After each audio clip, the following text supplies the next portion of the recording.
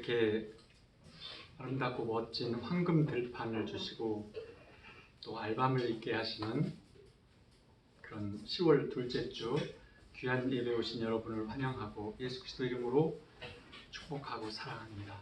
오늘도 준비하신 하나님의 은혜가 우리에게 충만하시기를 축원합니다. 이 말씀을 보겠습니다. 요한복음 7장 37절, 38절 같이 봉독하겠습니다. 신약 156쪽이네요. 요한복음 7장 37절, 38절 말씀. 38절, 39절 말씀 보겠습니다. 다 같이 시작. 나를 믿는 자는 성경의 이름과 같이 그 배에서 생수의 강이 흘러나오리라 하시니 이는 그를 믿는 자들이 받을 성령을 가리켜 말씀하시는 것이라. 아멘.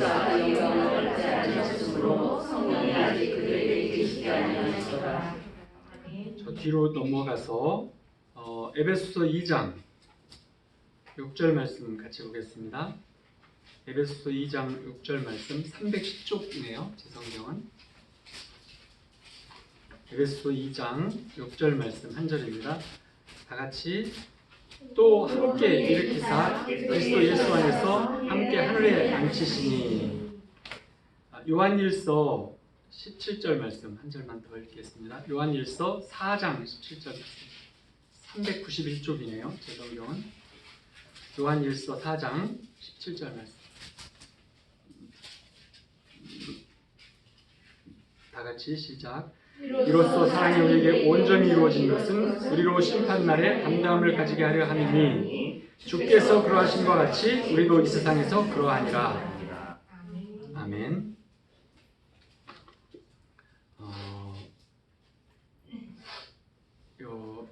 이제 등반하는 사람들한테 왜 높은 산에 오르는지 묻는 거를 텔레비전에서 본 적이 있어요.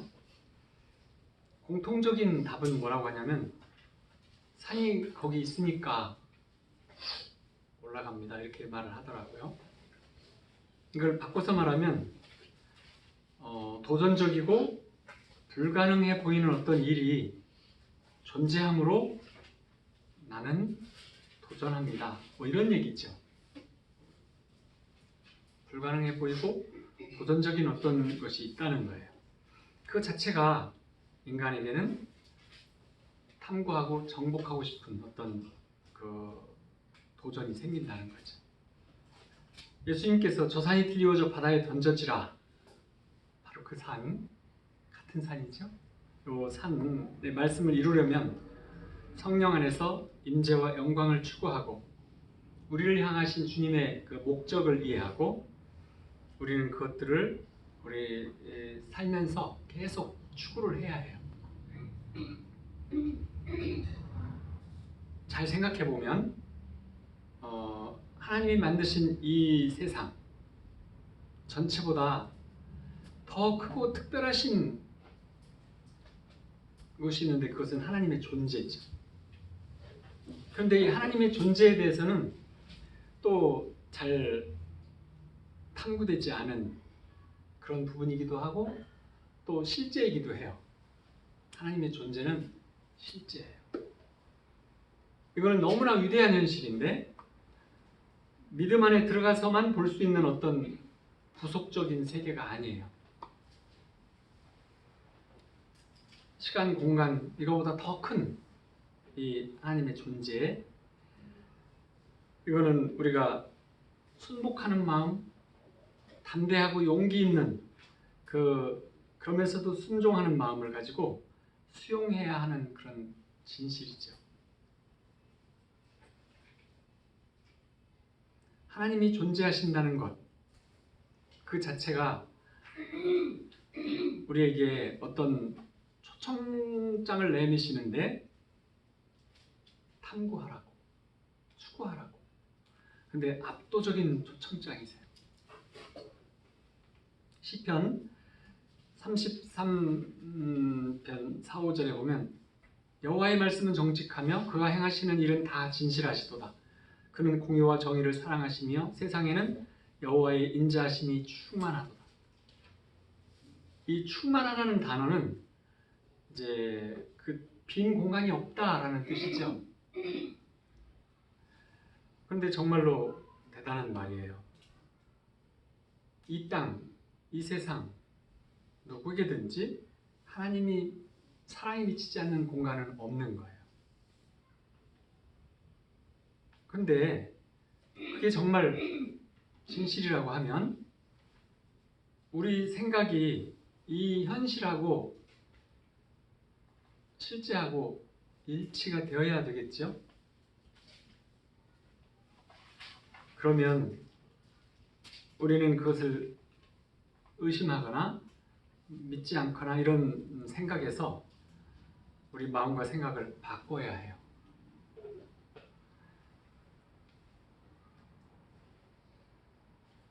하나님이 누구시며 어떤 모습인지에 따라서 우리는 생각하고 또 추구해야 합니다.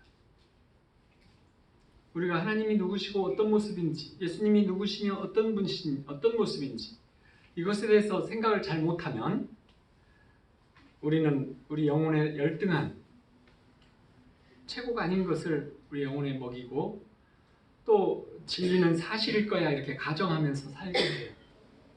근데 진리가 사실일 거야 라고 가정하면서 사는 삶은 허망한 삶이 되죠. 진실일 거야 라고 믿지 못하는 삶.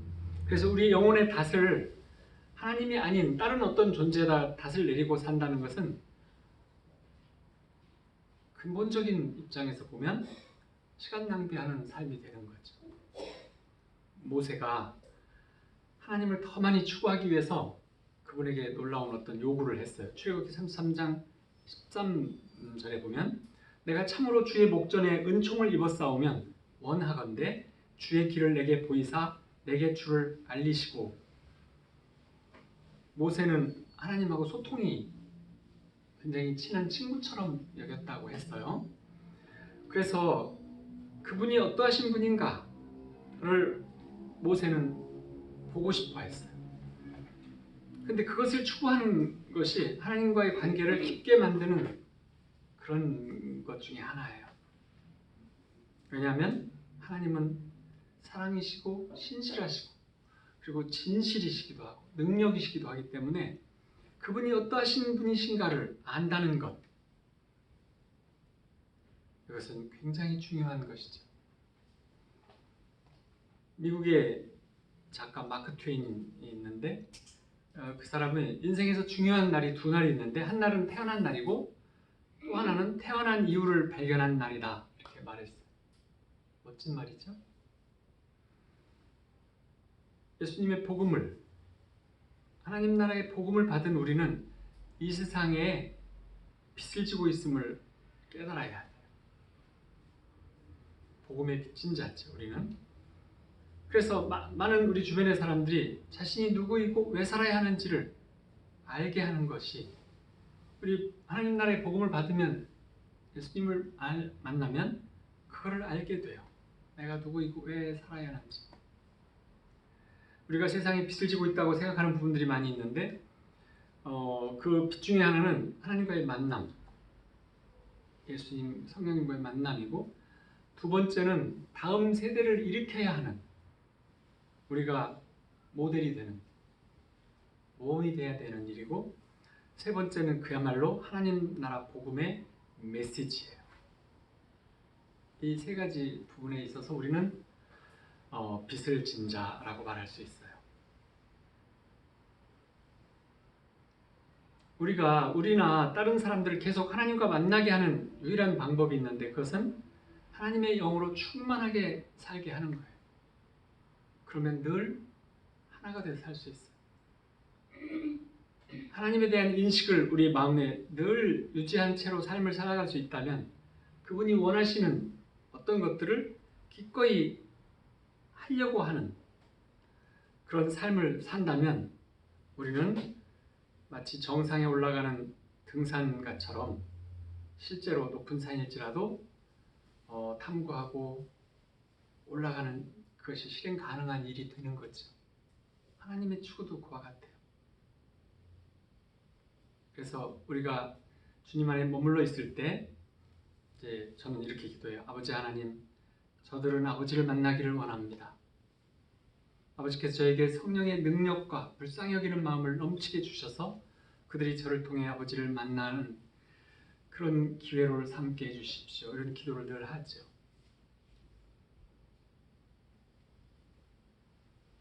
이제 그러면 여기에 꼭 성령의 충만함이 필요한데, 지난 시간에 한번 설명해 드렸죠. 그때 이렇게 이게 이제 회사에서 나온 물인데, 이 물이 지금 가득 차 있죠. 이 물은 이 제조 회사에서 그 회사의 어떤 그 규칙에 따라서 가득 차고 안전하게 물을 가득 담아놨어요. 그렇지만 이것이 넘치는 것은 아니죠. 그래서 이건 이제 스파클링 워터라서 이걸 넘치게 하려면 이렇게 부어야 해요. 이렇게 다른 물을 더 부어야 돼요. 그래서 이렇게 넘쳐요.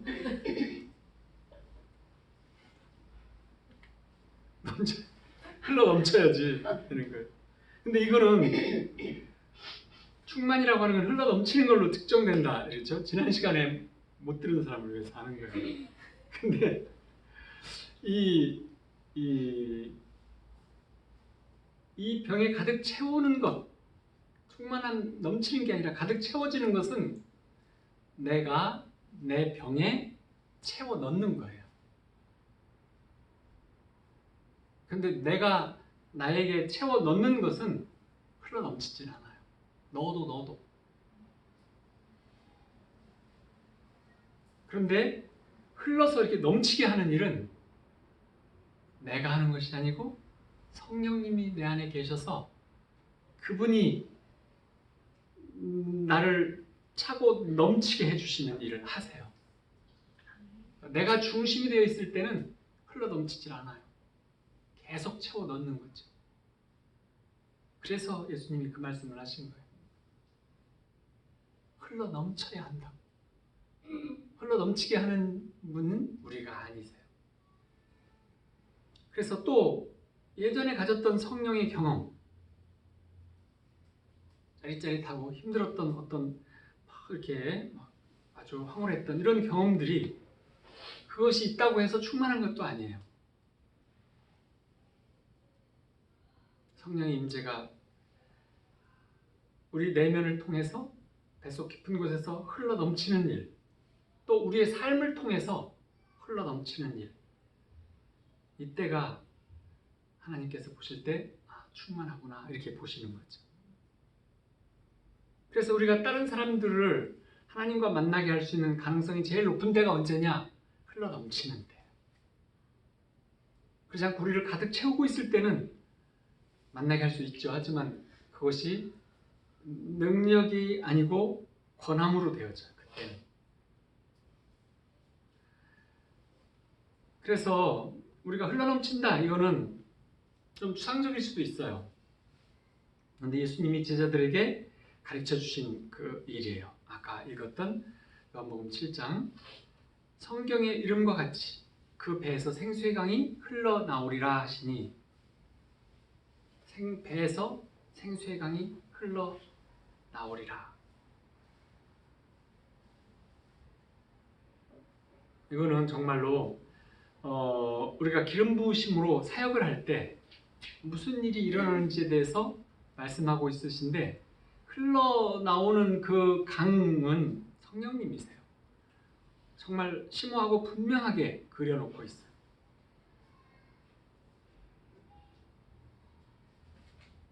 성령님은 우리가 우리 안에 모셨을 때, 그리고 우리 마음과 생각과 우리 몸이 순종하고 그분의 추구를 계속할 때 우리 마음과 생각까지도 차고 넘치기 시작하면 흘러 나오시기 시작하는 능력이 성령님의 능력이세요.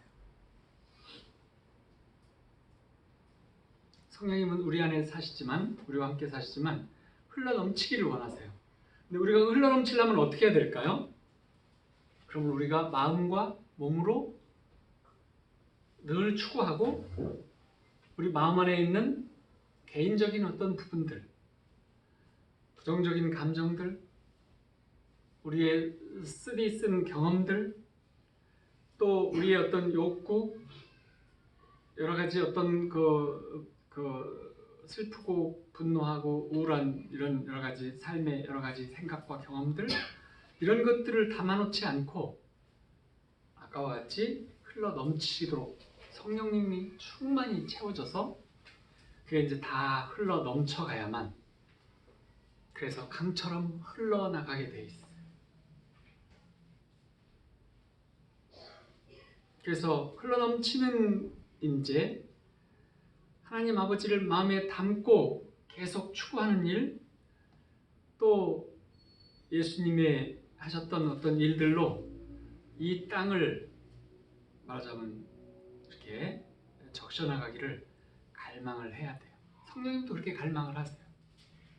그 갈망에 우리의 갈망을 맞춰야 되는 거죠. 이 성령의 삶을 사는 법을 보려면 이거를 설명해주는 멘토가 필요해요. 그리고 또 그런 것에 대한 모델도 필요해요. 모범이 되는 사람, 모범이 되는 가정들이 필요해요.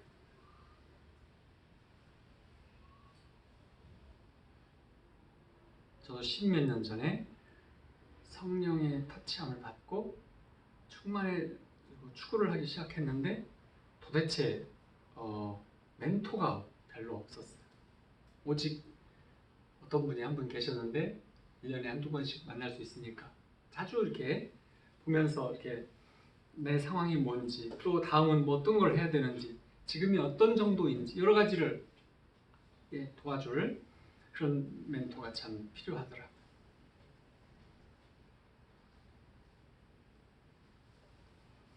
예를 들면 오늘 아침에 이제 인재를 하는데 어떤 분이 이렇게 유리로 된 항아리를, 유리병 큰 거를 이렇게 들고 계신데 거기에 이름이 써져 있는 돌이 10개가 들어있었어요.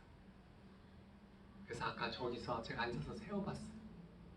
10개가 뭔가 이렇게. 근데 우리의 이제 성령으로 사는 삶을 설명해주는, 도와주는, 이제 사람들한테 배우는 것이 훨씬 빨라요. 앞선 사람들한테 성령에 대해서 배우는 것, 그것을 성경에서는 제자가 되는 거라고 설명했어요. 그래서 이 모범이 된다는 것, 모델이 된다는 것은 제자 삼는 것을 포함하지만 그보다도 좀 더 의미가 좀 더 커요. 왜냐하면 우리가 할 수 있는 것보다, 우리가 뭐 누구를 가르치고 이러는 것보다는 성령께서 하시는 그 능력이 더 크고, 또 영적인 어떤 것들에 대한 더 많은 것들을 성령님은 다 가지고 계시기 때문이지. 하나님은 완전하신 아버지세요. 그래서 그분의 본성과 그 약속에 우리를 일치시키는 꿈을 갖고 계신데 우리도 그런 꿈을 같이 꿔야 해요. 하나님이 우리를 향하신 꿈, 하나님께서는 종종 이렇게 말씀하세요. 내가 너에 대한 갈망을 너도 나처럼 가지고 있다면 너는 부족함이 없을 것이다. 내가 너를 사랑하는 것만큼 내가 나를 사랑한다면 너는 풍족할 것이다. 내가 너를 불쌍히 여기는 것만큼 내가 이웃을 불쌍히 여긴다면 너는 능력이 크실 것이다. 자주 이런 말씀을 하시는데, 그게 아버지께서 우리에게 향하신 어떤 꿈을 꾸고 계신 것을 우리가 그것과 다른 꿈을 꾼다면, 하나님을 이용한다든지 또 하나님을 통해서 나를 높이려고 한다든지 그런 걸 꿈꾸지 말고, 하나님이 우리를 향해서 꾸는 꿈과 내가 하나님을 향해서 원하는 그 꿈이 일치된다면 완전하신 아버지께서는 정말 가장 좋으신 것들을 엄청 주실 수 있는 분이죠. 마태복음 7장 11절에 너희가 악한 자라도 너희가 악한 부모라도 좋은 것을 자식에게 줄 줄 알거든 하물며 하늘에 계신 너희 아버지께서 구하는 자에게 좋은 것으로 주시지 않겠느냐. 근데 여기서 예수님은 가장 좋은 선물을 주시는 분이 하늘 아버지시다 이렇게 말씀을 하시면서 하물며 라는 말로 되물으세요. 근데 이 하물며라는 말은 자녀된 우리를 향해서 가장 좋은 것을 줄 아는 하나님에게 너희는 가장 좋은 것을 구하는 그 꿈을 같이 꾸라는 하나의 초청이죠. 하물며 안 주시겠느냐? 구하기만 해라 이렇게. 한 번은 어떤 아이가 침을 맞으러 왔는데 배트맨 망토를 입고 왔어요. 난 침 맞을 때 안 울 줄 알았어요. 근데 침 맞을 때 울더라고요. 아이들이 꿈을 꾸고 그런 배트맨이 되고 싶어하는 꿈을 배트맨 망토를 이렇게 입고 왔더라고요. 그렇게 노는 모습을 보면 재밌죠. 아이들은 실제로 그들 자신이 훨씬 크다고 생각해요. 어떤 아이는 어린이용 미니 야구 있어요. 플라스틱 방망이로 플라스틱 공을 치는 그거를 들고 말하기를 엄마 다칠지 모르니까 운동장 밖으로 나가 이렇게 말해요. 자기가 엄마를 보호해야 된다고 결심을 했고 그럴 만큼 충분히 컸다고 우리 생각을 하는 거죠. 근데 우리도 어린아이처럼 꿈을 꾸는 사람은 좋은 자존감을 가지고 있고 꿈이 없거나 꿈이 적은 사람보다 더 많은 것을 이루게 해주세요. 하나님께서. 우리가 여기서 꼭 알아야 될 것은 어린아이 민서를 예를 들면 어쩔지 모르겠지만 여름에 막 더우면 엄마 아이스크림 하나만 주세요 하고 조르잖아요. 맛있게 이제 주면 먹고 나서 또 엄마 아이스크림 하나만 더 주세요 하고 이렇게 조르잖아요. 언제까지 조를까요? 네, 받아서 먹을 때까지 졸라요. 우리는 성령의 임재 안에서 성령이 임했다 하더라도 성령의 터치함을 받았다 하더라도 보좌 앞에 나가면 우리는 어린아이가 되어야 돼요. 아버지 지난번처럼 또 주세요. 아버지 더 주세요. 더요. 더 하고 계속 졸라야 해요. 어린아이가 된다는 뜻이에요. 됐습니다. 충분합니다. 성령이 이만큼 임했으니까 일단 충분합니다. 됐어요. 감사합니다. 다시는 아버지 안 나와도 되겠어요. 그러면 안 되는 거죠. 계속 어린아이처럼 졸라요. 졸으면 주실까요? 주시죠. 졸으라 조르면 죽을 것이요가 아니고 구하고 찾고 두드리면 아이처럼 졸르면 주시겠다고 예수님이 약속하신 거 기억나시죠? 그래요.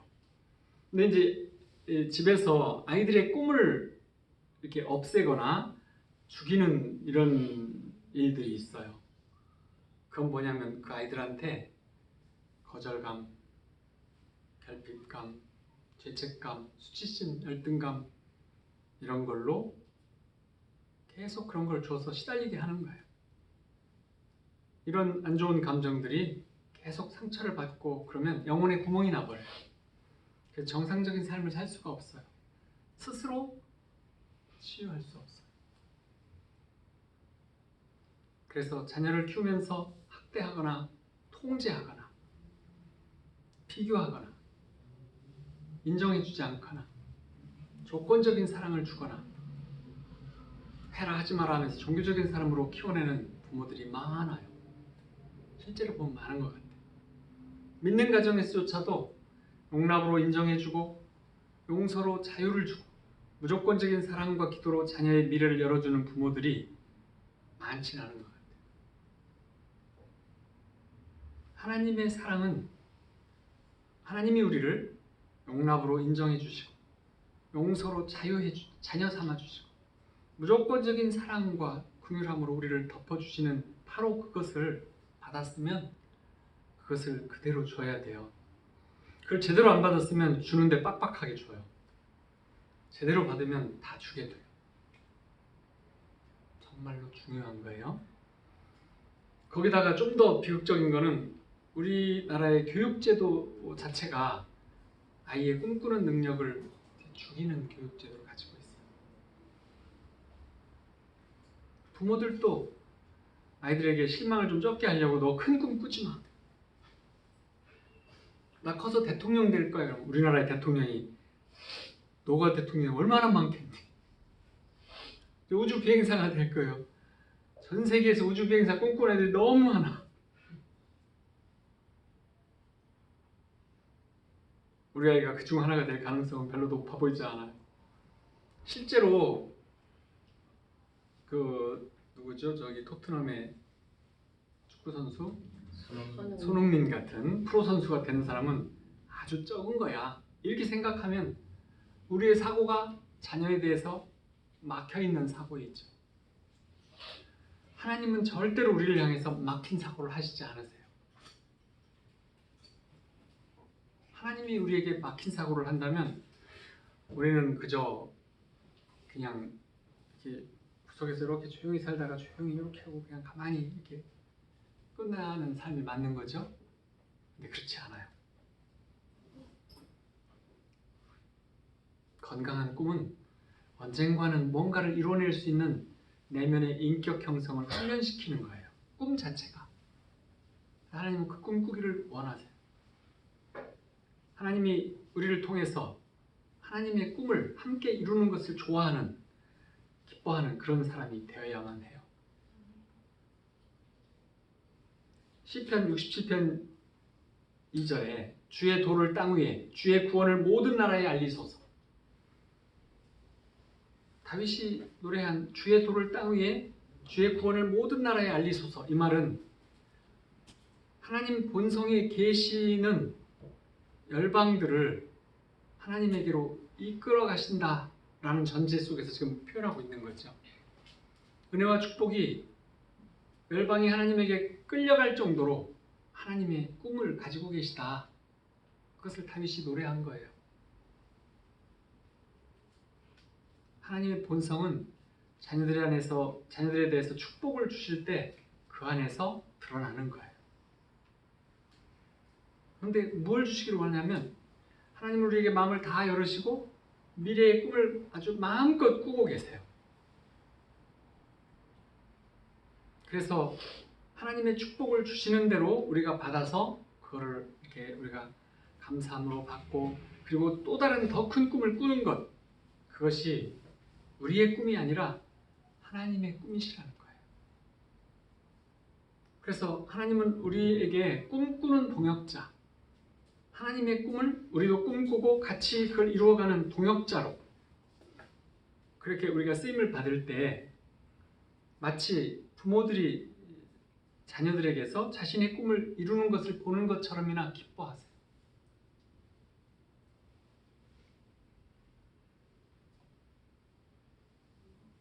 그런 거 잘 모르세요? 둘째들이 흔히 그런 걸 잘 이루어요. 부모의 속마음을 다 꿰뚫어 아는, 부모가 연애도 한번 못 해보고 처음 데이트한 남자랑 결혼해서 사는데 너무 좀 그래, 연애도 좀 해보고 그래야 돼, 이런 마음을 가지고 있었는데 아무한테도 말하지 않았어요. 둘째는 그 일을 해요. 대체로 이 둘째들이 그걸 어떻게 하는지 연애질을 하면서 엄마를 힘들게 해요.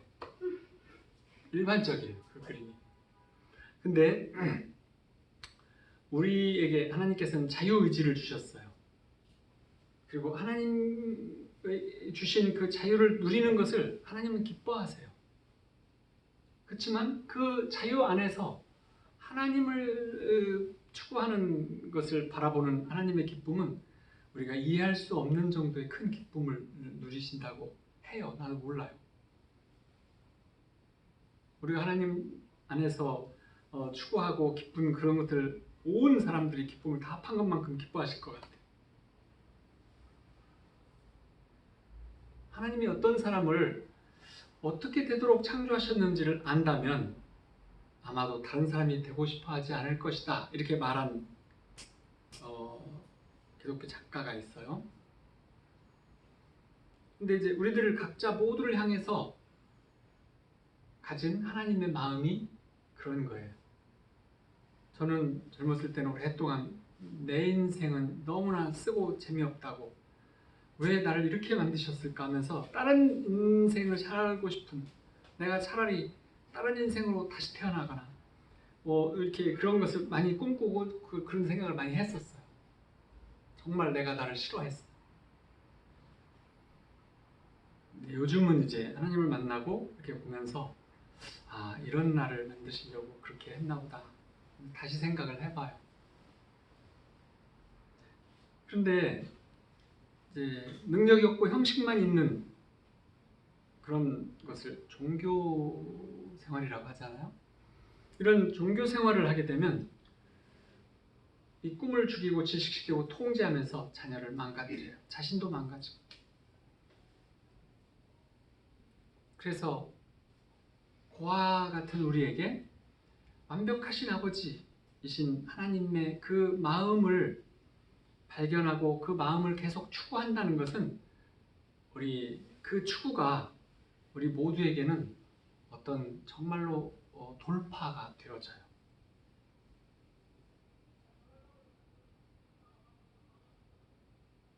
그래서 이 땅과 사람들, 세상에 대해서 우리가 영향력을 갖고 있다. 그런데 그것은 개념만 갖고 있는 게 아니고 원리만, 이상만 갖고 있는 게 아니에요.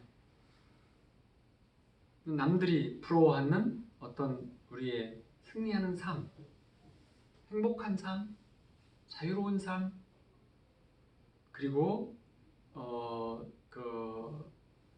뭔가 예수님과 하나 돼서 사는 삶, 이런 것들을 사는 모습을 보고 거기에 근거를 두고 영향력이 있게 되는 거죠.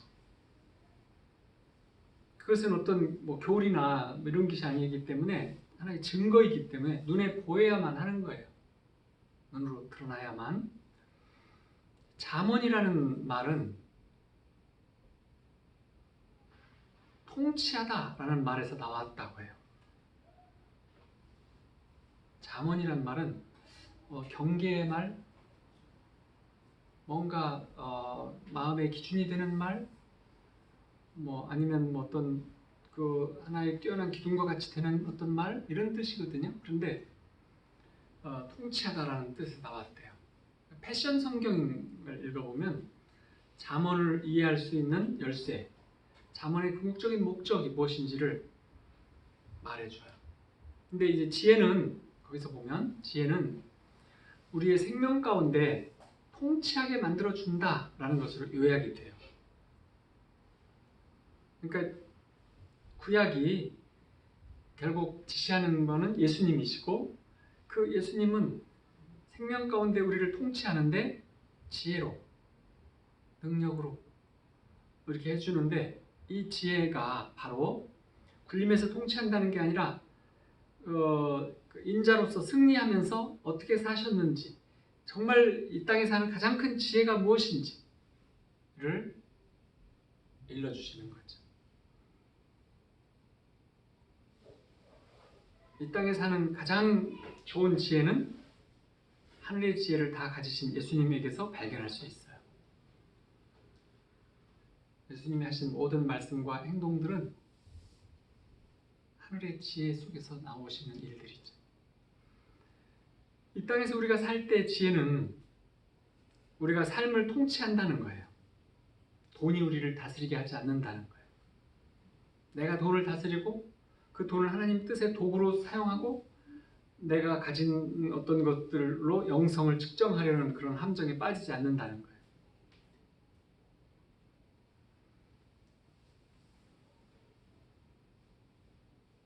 상황이 우리의 삶을 변화시키지 않는다는 거죠.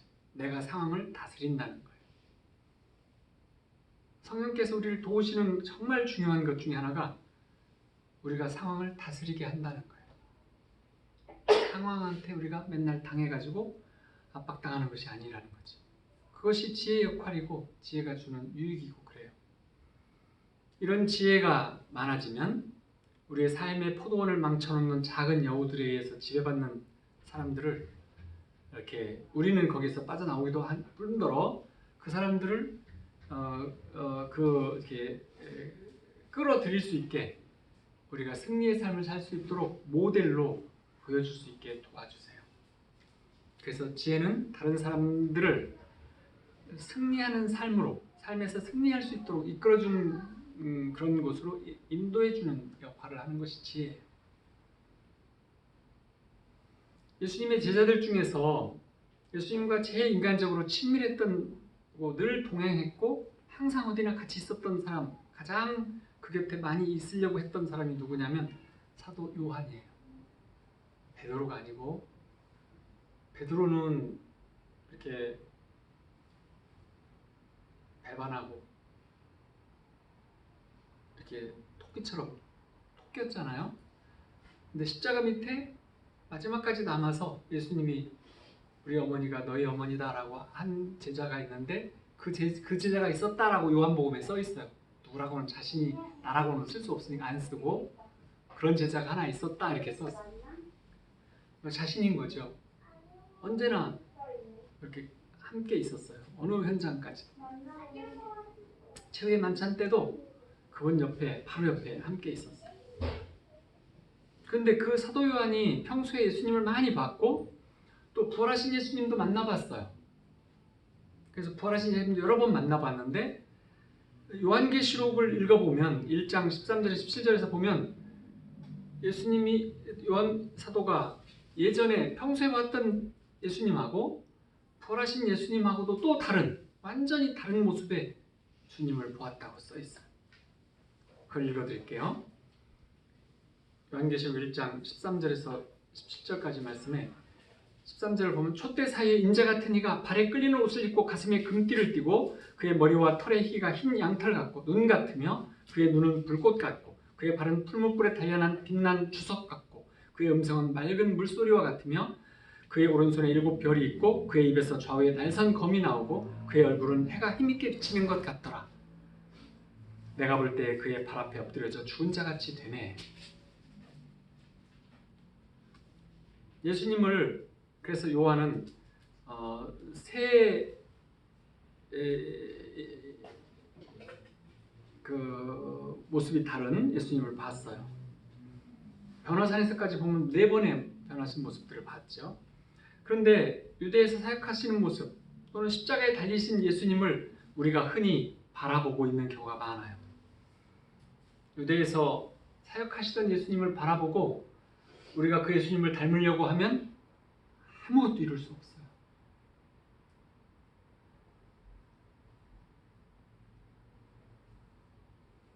그러면 청라 저수지에 가서 맨날 연습해야 될 그 무리를 걷는 거를 하실 수 있겠어요?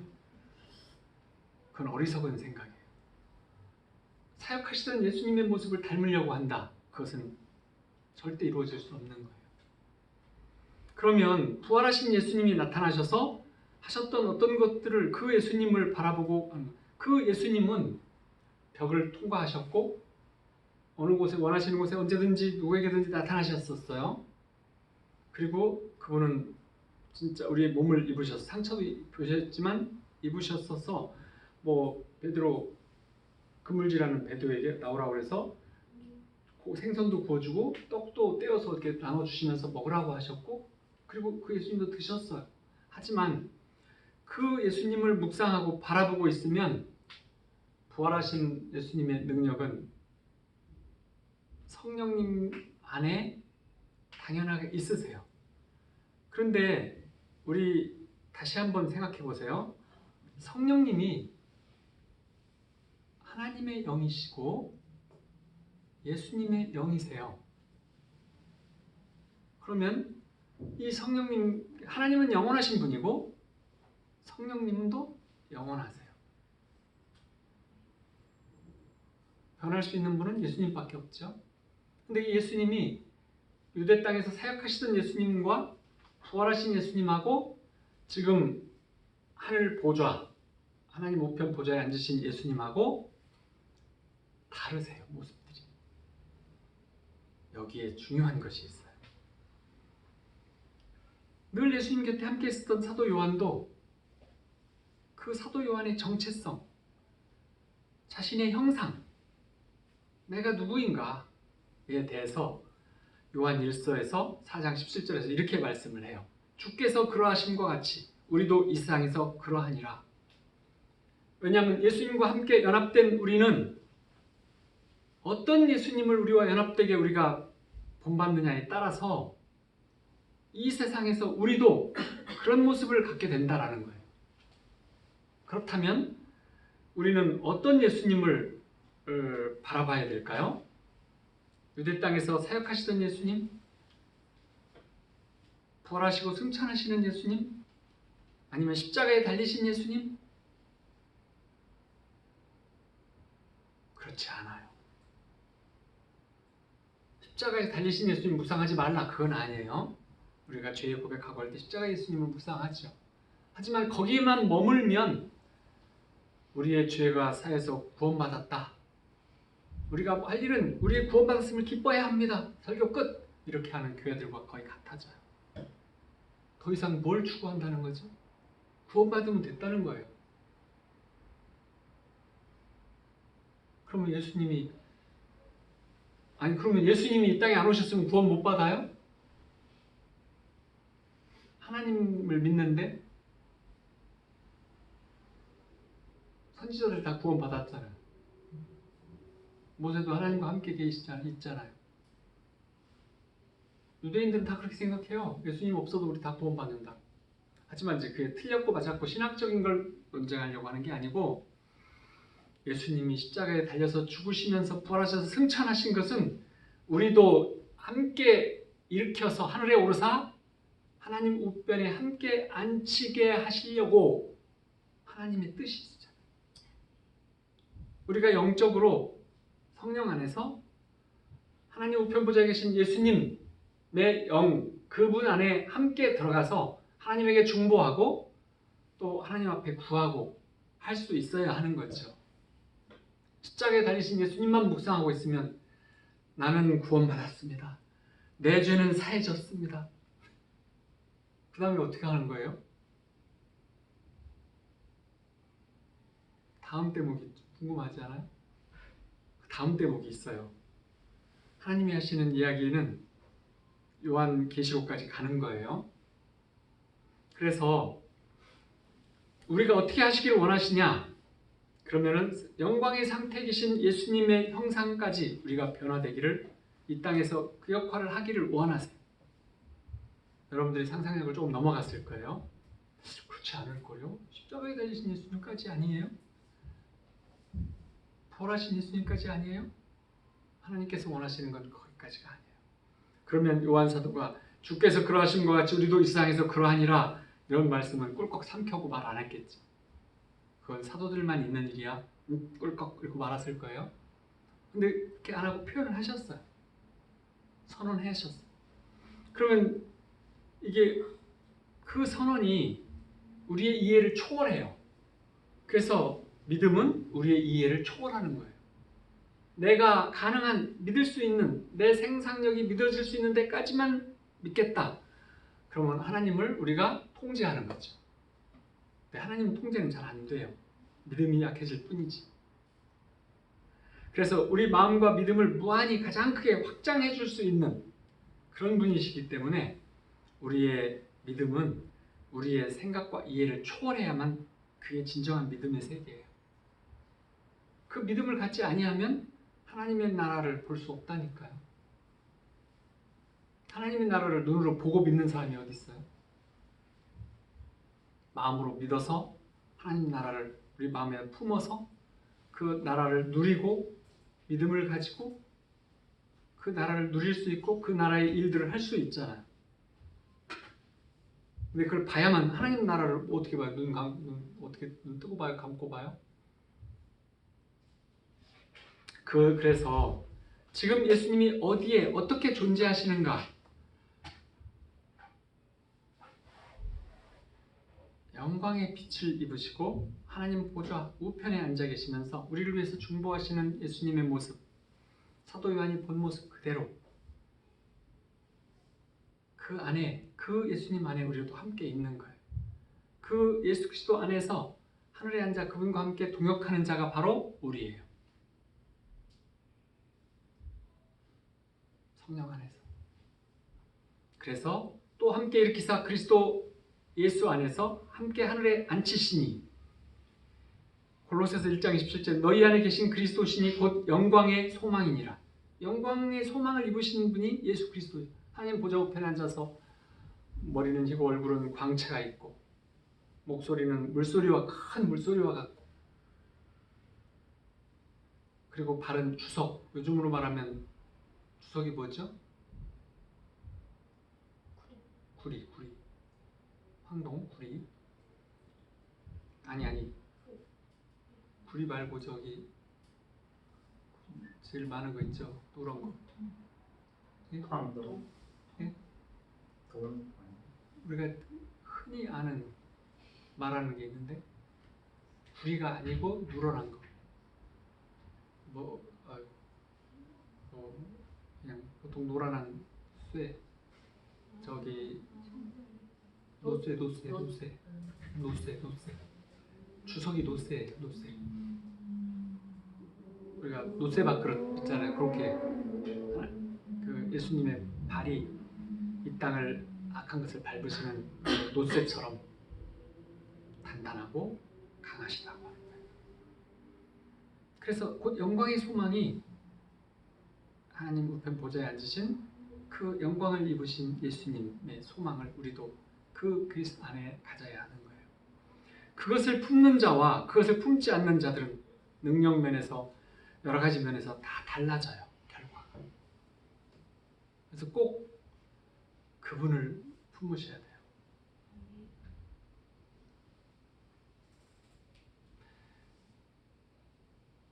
정말로 놀라운 일 중에 하나는 우리의 삶, 우리의 추구함에서 십자가를 향하신 그분의 형상을, 우리의 삶이 십자가를 향하신 그분의 형상을 따르고 부활하신 그분을 따르고 이 땅에 사역하던 그분을 따르고 영광의 보좌에 계시는 그분을 따라야 되는데 그렇게 하는 사람들은 정말 적어요. 그렇죠?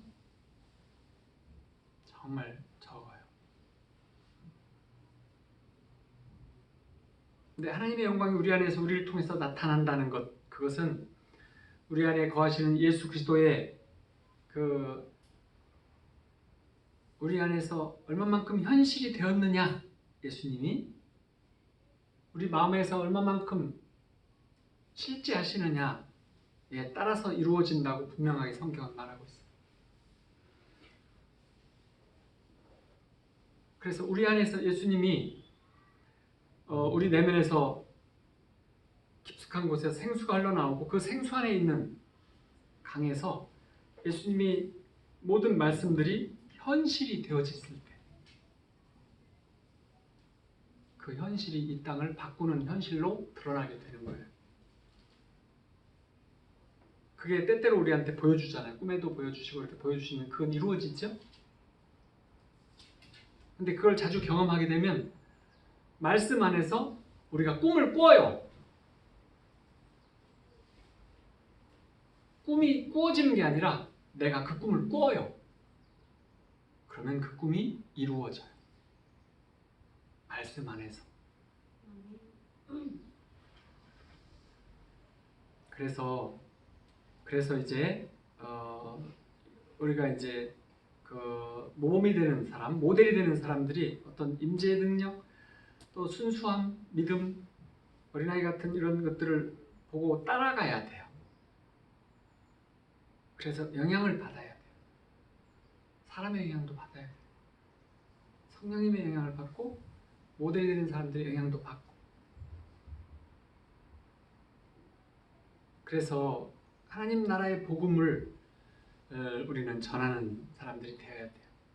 하나님 나라의 복음은 우리가 알고 있는 예수님이 구세주시다 라는 복음보다 좀 더 깊은 복음이에요.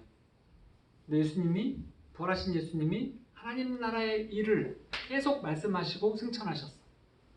하나님 나라의 복음이 예수님의 유언이세요. 이제 가까이 왔으니까, 천국이 가까이 왔으니까 라고 하신 말씀 속에도 하나님의 나라를 말씀하셨지만 예수님이 구세주시고 그분이 이 땅에 태어나셨기 때문에 우리는 구세주를 믿음으로 구원받는다. 가 믿음의 기초라면, 복음의 기초라면 그 복음의 끝은 하나님 나라의 복음이죠. 정말 놀라운 일이에요. 우리는 모두 고아와 같다면 우리같이 깨어진 인간들을 위한 구원의 복음을 하나님은 주시는데, 그래서 너희들이 함께 모여서 하나님의 나라를 이루어라. 그걸 이루도록 도와주시죠. 그래서 하나님 나라의 복음은 영적인 세계뿐이 아니라 이 땅에 존재하는 모든 것들을 우리와 동역하시면서 통치하시겠다라고 선포하셨어요. 그래서 하나님 나라에서 하나님이 통치하시는 것, 그것은 생명, 자유, 아름다움, 질서 이런 것들을 가지고 계세요. 근데 그 하나님의 나라의 통치는 어디에 있을까요?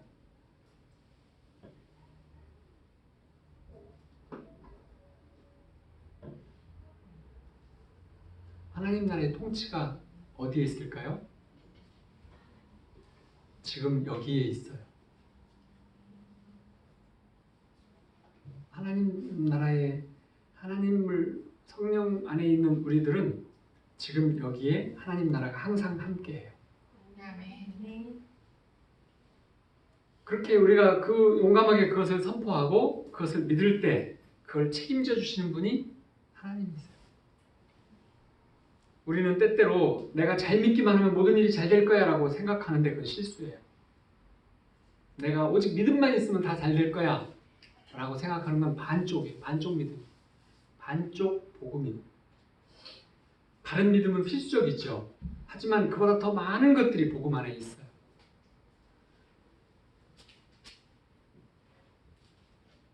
그래서 믿기만 하는 것이 아니라 믿음과 순종이 필요하다고 그랬죠. 지난 시간에. 믿음과 순종과 또 하나가 뭐냐면 하나님이 말씀하신 것들을 우리가 선포하면 엄청난 돌파들이 일어나는데 그 돌파들을 선포하지 않는다면 일어나지 않아요. 로마서 10장 14절에 이런 말씀, 그런즉 그들이 믿지 아니하는 일을 어찌 부르리요, 듣지도 못한 일을 어찌 믿으리요, 전파하는 자가 없이 어찌 들으리요. 근데 하나님 나라의 이 복음은 회개와 함께 시작되는데, 죄를 가볍다, 그렇게 우리가 회개했으므로 죄가 가볍다, 그렇진 않아요. 하나님의 아들을 믿고 죄에서 돌이키는 것, 그래서 우리 안에서 이제 죄를 고백함으로 용서를 받았고 예수님을 떠나서는 소망이 없다는 것, 그것에 동의한다면 우리의 내적인 변화가 이제 완전히 하나님을 향하고 예수 그리스도를 향하고 예수님의 그 성품과 하나님의 본질을 우리가 바라보고 계속 우리 마음과 감정과 생각을 바꿔나간다면, 그러면 그 다음부터는 성령님께서, 그리고 우리가 성령님께 우리를 다 맡기면 영혼육을 다 청결하게 하고 하나님의 것을 채우고 그리고 그분을 바라보고 그분에게 맡길 때에 그분이 흘러 넘치는 일을 하시기 시작해요. 그리고 한 가지는 예수님이 이 땅에 오신 이유는 뭐예요? 구원 말고 마귀의 일을 멸하러 오셨어요.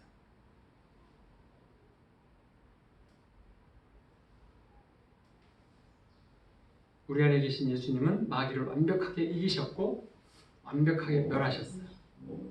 그래서 우리도 마귀를 무서워하거나 마귀가 주는 불안, 두려움에 잡히면 안 되는 거예요. 성령 안에서, 하나님의 사랑 안에서는 어떤 두려움도 없어요. 예수 이름 앞에 묶이고 쫓기는 마귀에게 우리가 항복하거나 그분을 존중하거나 그럴 필요가 없어요. 마귀를 존중할 필요가 없어요. 그래서 늘 선포해야 돼요.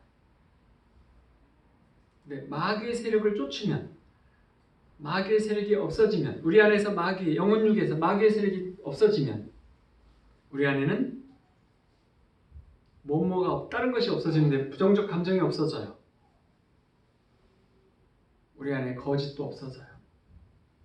그리고 사람들을 보고 용서하는 그것도 당연하게 다 이루어져요. 질병과 문제들도 그것이 다 해결되었음이 믿어져요. 그리고 그것들도 없어져요. 예수님께서 다 받으시고 당하신 것들이죠. 그것을 우리가 또 당하고 고통스러워하면서 힘들어하는 것은 하나님의 원하심이 아니시죠. 하나님께서 원하시는 것은 예수님이 다 받으신 것을 우리는 그 예수님의 받으신 그 대가를 우리가 누리기를 원하세요. 구원도 누리고 부정적인 모든 것들도 쫓아내고 누리는 거죠. 평안과 행복과 감사와 기쁨을 누리는 것. 이 누림을 우리는 하기를 원하시죠. 그것이 하나님의 갈망이세요.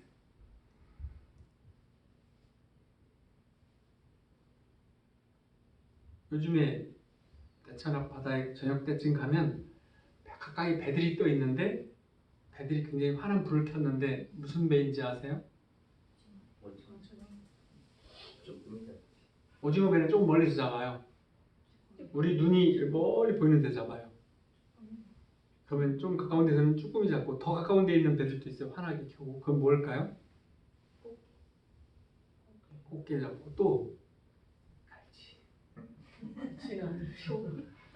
멸치를 잡아요. 가까이 멸치. 근데 어부들은 멸치를 뭐라고 부르는지 아세요? 메루치라고. 뭐 이태리 사람처럼 메루치 먹고 뭐 이렇게 하는 게 아니고 멸이라고 불러요. 멸이라고.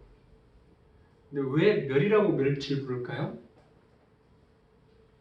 어부들이 다 멸이라고 그래요. 멸 잡았어, 멸 끝났어 이렇게 말하지 멸치 잡는 시기 끝났어 이렇게 안 하잖아요. 멸 끝났시오 이렇게. 멸치 잡으면 끝났다 그래요. 근데 왜 멸 하는데 멸이 나오죠? 멸치는 지금같이 센 것을 얼마든지 이렇게 활어로 할 수 있잖아요. 멸치는 활어로 하기가 어려워. 바로 죽어버려요. 바로. 그래서 멸해버려요. 단체가 다 잡은 즉시로 다 죽어버려요. 그래서 싹 다 죽어버리기 때문에 멸했어요. 그냥. 잡으면 멸해버리는 게 멸치. 나만 하는 것 같네 이런 내용. 근데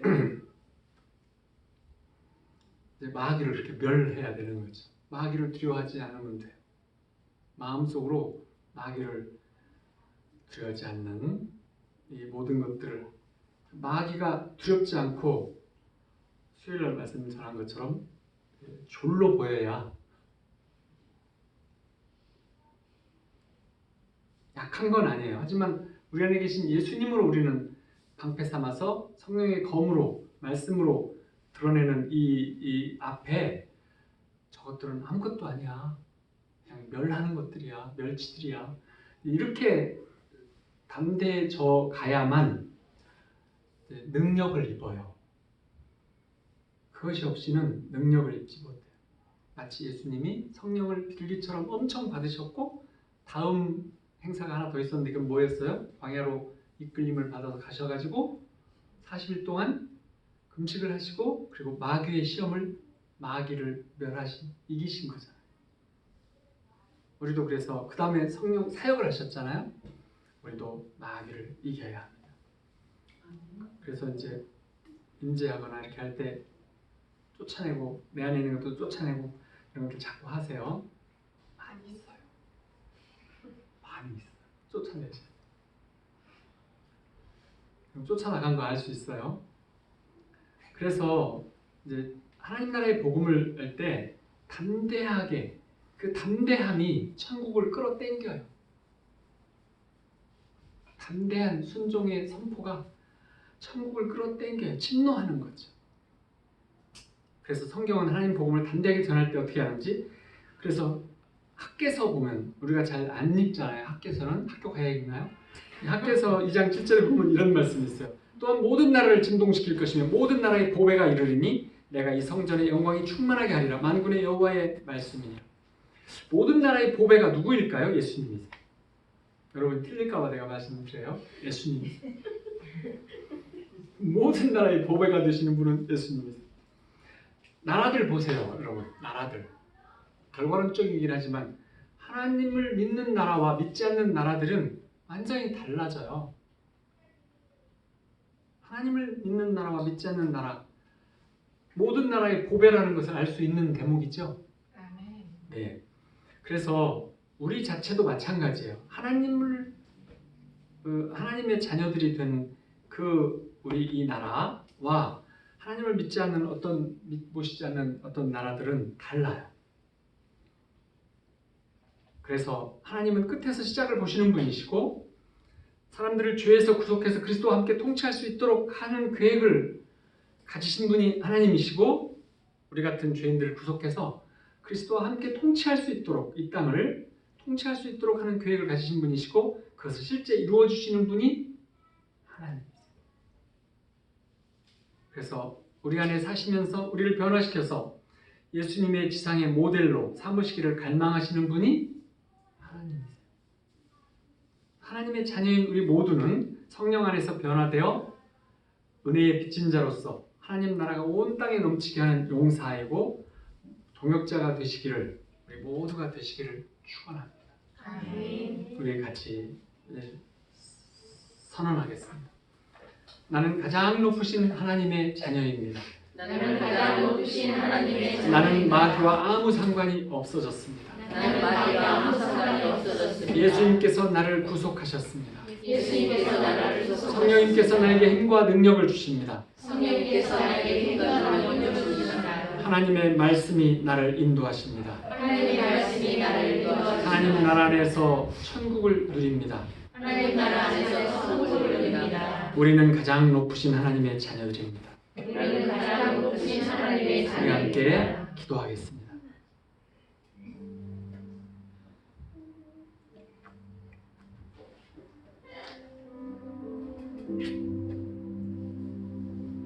살아계신 아버지 하나님,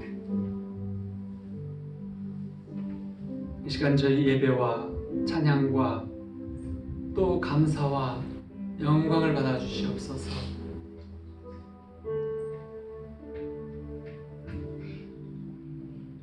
우리 예수님을 통해서 우리를 구속하셨고 또 예수님의 피 흘리심을 통해서 우리를 온전케 해주셨고 그래도 부족한 우리들을 용납하시며 사랑과 긍휼하심으로 우리를 함께 해주시고 우리의 약함과 허물에도 불구하고 변함없이 당신의 자비하심으로 덮어주시옵시며 또 오래 참아주시는 아버지 하나님, 또 우리와 함께 아버지 나라를 이 땅에 확장해 나가는 꿈을 꾸시는 아버지 하나님, 이 시간 아버지 앞에 나아가고 보좌 앞에 나아갑니다. 먼저 저희의 부족함을 받아주시옵시고 저희의 약함과 허물들도 받아주시옵시며 저희를 긍휼히 여겨주시옵소서. 저희의 삶의 여러 가지 문제들을 주님 앞에 드리오니 받아주시옵소서. 아버지께서 우리의 모든 문제들과 관계들과 경제의 문제들과 우리 마음의 슬픔들, 분노들, 모든 것들을 아버지 주시옵소서. 우리 예수님께서 짊어지셨사오니 아버지께서 우리의 눈의 눈물을 닦아주시옵소서. 아버지 자녀의 삶, 예수님의 온전한 제자의 삶, 그와 같은 우리들을 아버지께서 온전하신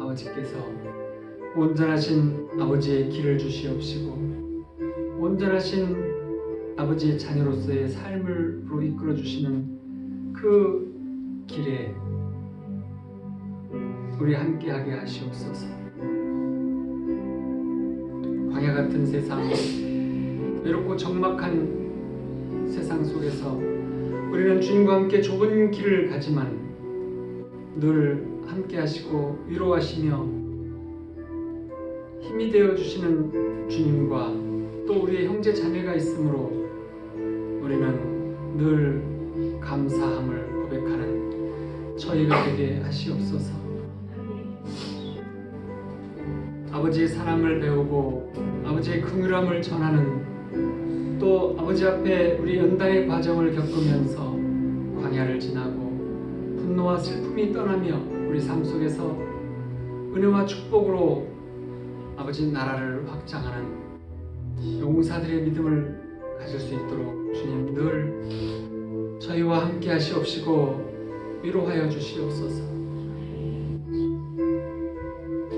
성령 안에서 거룩한 큰 길을 가며 아버지께 영광을 돌리며 아버지 우편 보좌에 계신 우리 영광의 예수님을 늘 바라보며 우리 영광의 예수님께서 주시는 그 중보와 우리 예수님께서 주시는 우리의 위로와 예수님께서 주시는 능력과 기름 부으심을 누리는 저희가 되게 인도하시옵소서.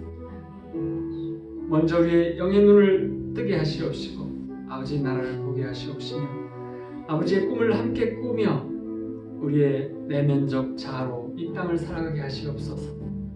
우리의 외면적 자아를 버리고 아버지 생수로 흘러넘치는 강이 흘러넘치는 우리의 그 삶을 우리의 주변과 이웃에 넘치도록 붓는 삶으로 이끌어 주시옵소서. 우리의 처하는 모든 상황 속에서 상황에 우리가 변화되지 아니하고 우리가 상황을 다스리며 모든 문제들 속에서 우리가 변화되는 것이 아니고 우리가 모든 문제를 다스릴 수 있도록 우리 성령님께 우리 십자가의 예수님에게 다 내어놓고 우리가 이 모든 것들을 하나님과 협력하며 다스리는 그래서 저희에게 늘 영광으로 함께하여 주시옵소서. 우리가 그 영광 안에서 임재 안에서 주님의 사랑이 강처럼 긍휼함이 강처럼 흘러나와 주님의 능력과 주님의 아버지 역사함을 통해서 우리 하나님과 함께 동역하며 사역하는 저희가 되게 도와주시옵소서. 저희를 자녀로 불러주셨사오고 용서해 주시며 또 모든 것들을 긍휼히 여겨주시며 용납해 주신 아버지 하나님께 감사와 영광을 돌려오며 이 모든 말씀 예수 그리스도 이름으로 기도하옵나이다. 아멘. 아멘. 감사합니다. 감사합니다.